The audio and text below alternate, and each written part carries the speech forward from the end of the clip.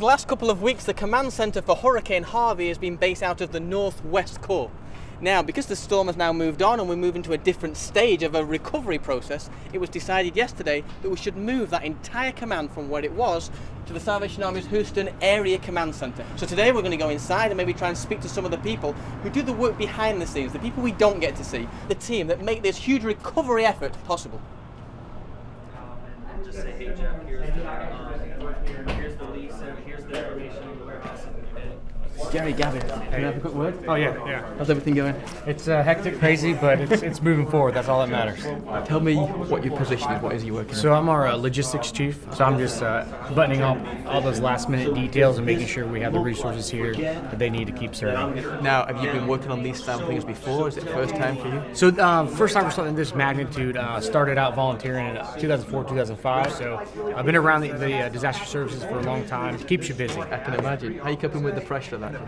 It was at first it was really tough, but I tell you what, this is an incredible group of people here, and without their help, I don't know, we couldn't have gotten this done and come as far as we are. I've heard a story of where it didn't hit me until I was cleaning out my children's room where I had to throw away all their toys, and this big burly Texas guy, Texas as can be, I just started breaking down crying to one of our crews. These people around this table we've been seeing this morning, I guess this becomes like another family for you because you guys are very tight. We do have a family here. We have a friendship and people that I will be in contact for the rest of my life. The support, the love, the passion around this room, it's humbling to be a part of. It really is. Well, I can see there's people just waiting to speak to you now, so I'm not going to hold you up any further. Thank you. Thanks for your time. Yeah. God bless you. Thanks. I'm Gavin, pleased to meet you. Nice to meet you. Can we speak to you now? I know you're super busy. Yeah. Can I grab you for 2 minutes? Yeah, that'd be good. Jeff, explain to me your role first. So I'm the planning chief, and so I help with putting out the situation report, the incident action plan. I also work on kind of analyzing the data that comes in, trying to get in touch with places that need assistance, as well as looking long term as we transition from this state of disaster relief into a sense of recovery. And this is a bit that people don't see a lot of, cameras going, phones going, like the guy next to us all the time. How do you yourself manage to keep on track? The incident command system is very helpful for that because it very much encourages you to stay in your lane. I have my role, and if I don't do my role as efficiently as possible, then everyone else is going to suffer. I guess all important parts, but coming together, one body of Christ. And yeah, very true. So I'm seeing as I'm looking around the table and speaking with people that there's a real sense of family working together. You're with the very small group of people working in a very intense situation for long hours of the day. It can be so easy to get bogged down in catastrophic things that you're seeing when you're out there, right? Having to have conversations like, how much longer do you have food for? That's when it's really crucial for that emotional and spiritual care officer. It's nice at the end of the day when they share some of the nice stories.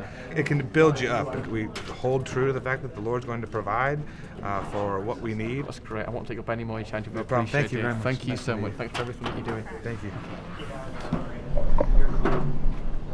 You've got 2 seconds you can spare. Can we Sure. have a really, really quick chat? And tell me first of all, Joe, what's your job?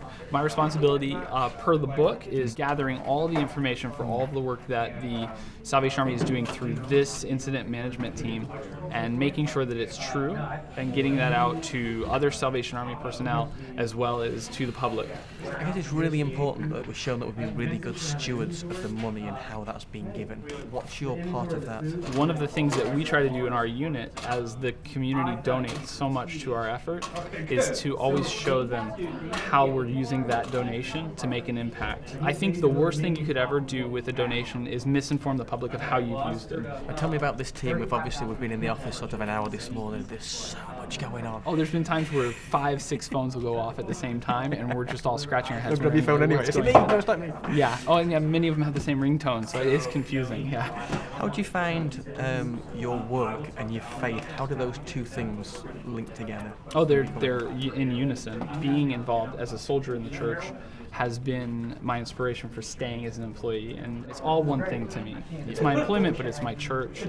The mission is what inspires me. So, well, we appreciate your time. Your computer, as being sat here, has probably fired up another 30 emails looking down that list. I saw a few. I'm not going to take up any more time. Thank you for your time. Thank you Absolutely. for your service. Absolutely. And God bless you what you're doing. Likewise. Thank you. Thank you.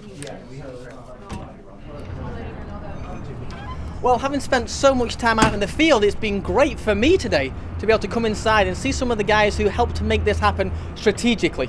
and in the planned way to get those canteens and to get that need right to where it's happening. For those of you who have already given, I want to say a massive thank you on behalf of the Salvation Army. But there's still more need and we can still do more.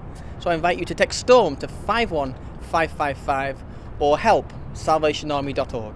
From downtown Houston, Texas, on this sunny day, I'm Gavin Schofield Smith.